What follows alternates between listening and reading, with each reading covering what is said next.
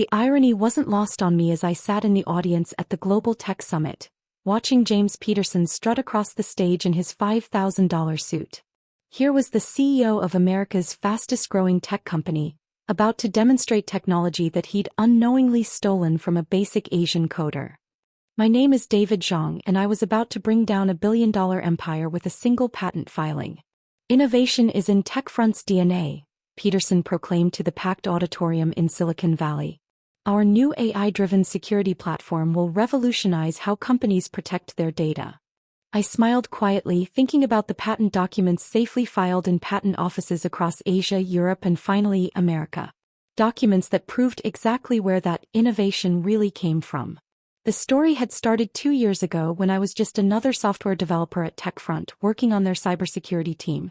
I discovered a revolutionary way to use AI for detecting and preventing cyber attacks.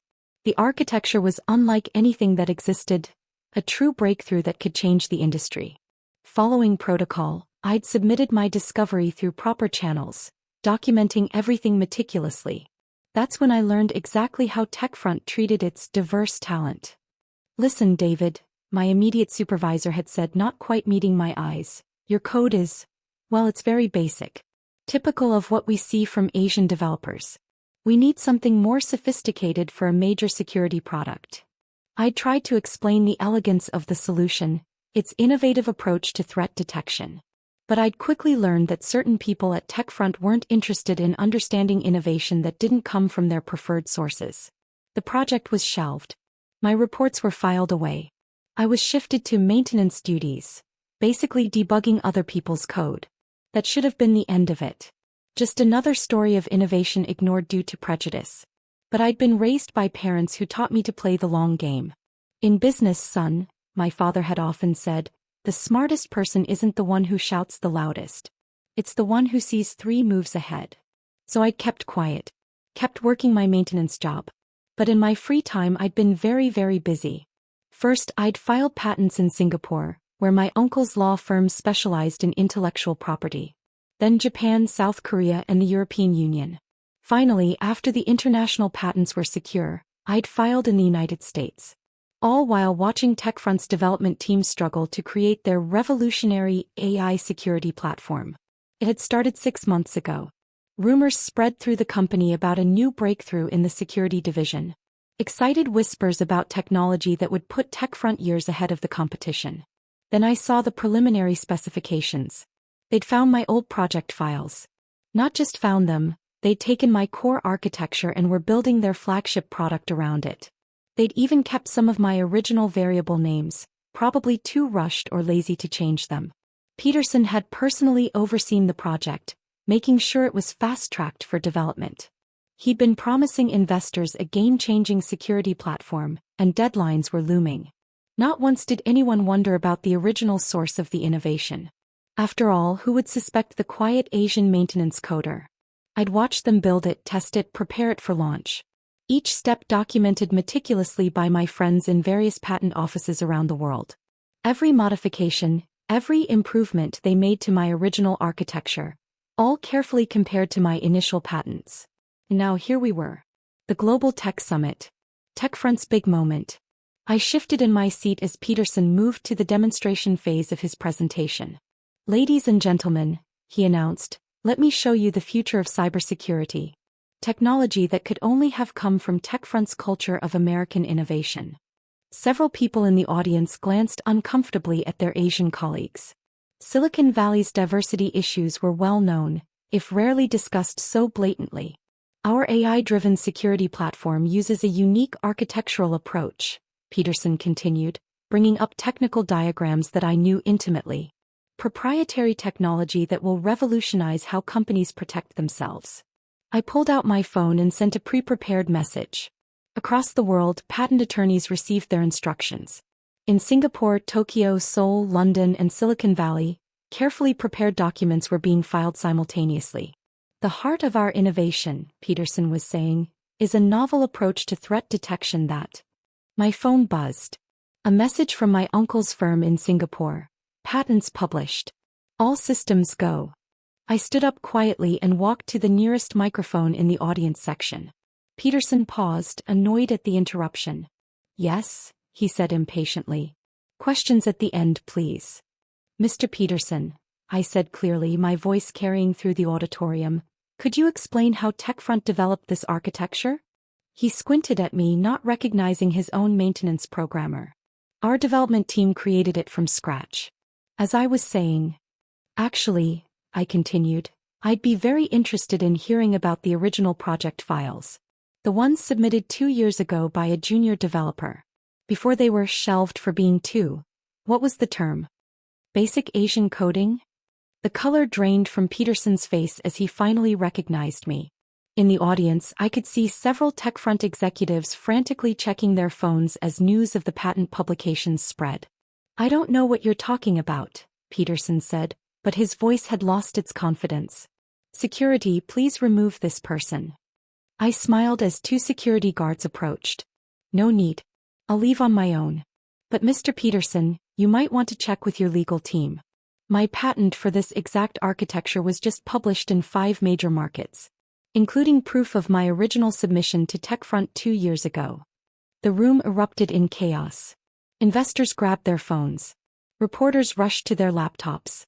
TechFront executives hurried to the exits. As I walked out of the auditorium, I heard Peterson shouting for his legal team. But I knew what they'd find. Every patent filed correctly, every claim documented meticulously. 2 years of careful preparation leading to this moment. My phone buzzed again. A message from my father. 3 moves ahead? I smiled as I texted back. Always. Outside the convention center, reporters were already gathering. The story was spreading fast. Asian developer patents technology before major tech companies launch. Claims theft of innovation. But this wasn't the end of the story. It was just the beginning. Because what James Peterson and TechFront didn't know was that I had more than just patents. I had proof of exactly how they'd found my old project files. Who had accessed them. Who had ordered them repurposed. Every email, every meeting, every decision that led to this moment. And tomorrow, when the real storm hit, they'd learn exactly how basic my skills really were. The morning after the tech summit, TechFront stock dropped 30% in pre-market trading. By the time markets opened in Asia, the story had gone global. American tech giant accused of stealing Asian developers' innovation, read headlines from Singapore to London. James Peterson's response was predictable. A hastily called press conference where he dismissed my claims as corporate espionage and an attempt to derail American innovation. This is a classic case of Asian companies trying to steal American intellectual property, he declared, his usual confidence somewhat strained. TechFront will defend its rights vigorously. I watched his performance on TV from my hotel room, where I was preparing for phase 2 of my plan. My phone hadn't stopped buzzing since yesterday. Reporters, investors, tech bloggers, all wanting the story of the Asian coder who had outsmarted Silicon Valley's biggest rising star. But they only knew half the story. Mr. Zhang, my lawyer said, reviewing our documents one final time, are you sure you want to release everything? This goes beyond patent infringement. The evidence you've gathered, it could destroy careers. Change the entire industry. I thought about all the other innovators who'd been dismissed, their ideas stolen, their contributions minimized because they didn't fit someone's image of what a tech innovator should look like. Release it all, I said. Every email. Every meeting recording. Every logged access to my old project files. Let them see exactly how American innovation really works at TechFront. The evidence started hitting the media at noon. Emails from Peterson ordering his team to mine old project files for usable technology. Messages discussing how to repurpose innovations from junior developers, while ensuring they wouldn't make waves. But the most damaging were the recordings. Look, we can't have our flagship product associated with some Asian coder, Peterson's voice said clearly in one meeting. Clean it up, make it look original, and get rid of any trace of where it came from. These maintenance programmers never understand what they've actually built anyway. By evening, the story had transformed from patent infringement to systematic discrimination. Other former TechFront employees started coming forward with similar stories. The company's carefully crafted image of innovative leadership crumbled as the truth emerged about how they really developed their breakthrough technologies. TechFront's board called an emergency meeting. Peterson was suspended pending investigation. The company's shares had lost over $10 billion in market value in a single day. Then came the call I'd been waiting for. "Mr. Zhang," said William Chen, CEO of Asia's largest tech company, Starbridge Technologies. "I believe we have mutual interests to discuss." The meeting was set for Singapore, neutral ground in the growing international tech war. I flew out that night, leaving TechFront to deal with the growing crisis. Starbridge's Singapore office occupied the top floors of a gleaming tower overlooking the harbor. William Chen was exactly what Peterson had always claimed to be, a true tech innovator who'd built his company on genuine breakthroughs. "Your architecture is brilliant," he said after we'd exchanged greetings. "The way you've implemented AI learning in cybersecurity, it's at least 5 years ahead of current technology." "Thank you," I replied, though TechFront seemed to think it was just basic Asian coding. He smiled. "Their loss. Our gain, potentially." He slid a document across the table. "We'd like to license your patents. Exclusively. And we'd like you to lead our new cybersecurity division." The number on the licensing agreement had 9 zeros. The compensation package for the position had 8. "Interesting offer," I said. "But I have conditions." Chin raised an eyebrow. "Go on." "First, the technology gets used properly. No closed system, no monopoly. We license it broadly but with strict quality controls." He nodded slowly. "Doable. And second, we create a foundation. Support for innovators from underrepresented backgrounds. Not just Asians, anyone who gets overlooked by the tech fronts of the world. A way to ensure no one else has their innovation stolen?" He smiled. "I like it. Anything else?" I pulled out my laptop. "Actually, yes. While developing the security architecture, I created something else.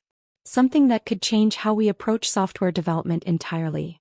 Over the next 2 hours, I showed him what I'd been working on in secret. By the time I finished, the licensing agreement had gained another 0, and Chin had personally committed $500 million to the foundation. Meanwhile, back in Silicon Valley, TechFront was imploding. More revelations emerged daily. Their entire product pipeline was compromised as questions arose about the true origins of their innovations. Peterson resigned in disgrace. The board brought in new leadership, but the damage was done. The company that had once been America's fastest-growing tech firm became a case study in how not to handle innovation and diversity. 1 year later, I stood on a different stage at the Global Tech Summit. Behind me was the Starbridge logo, alongside the emblem of the Zhang Innovation Foundation. "True innovation knows no borders," I told the audience. "No race, no nationality has a monopoly on breakthrough ideas. What matters is creating environments where everyone's contributions are valued, where innovation is recognized regardless of its source." In the front row, I could see some of our foundation's first grant recipients, brilliant young minds from backgrounds as diverse as humanity itself. Each of them working on technologies that could change the world, now with the support and recognition they deserved. My phone buzzed, a message from my father. "More than 3 moves ahead this time?" I smiled, thinking about how far things had come. Starbridge's implementation of my security architecture had transformed cybersecurity globally.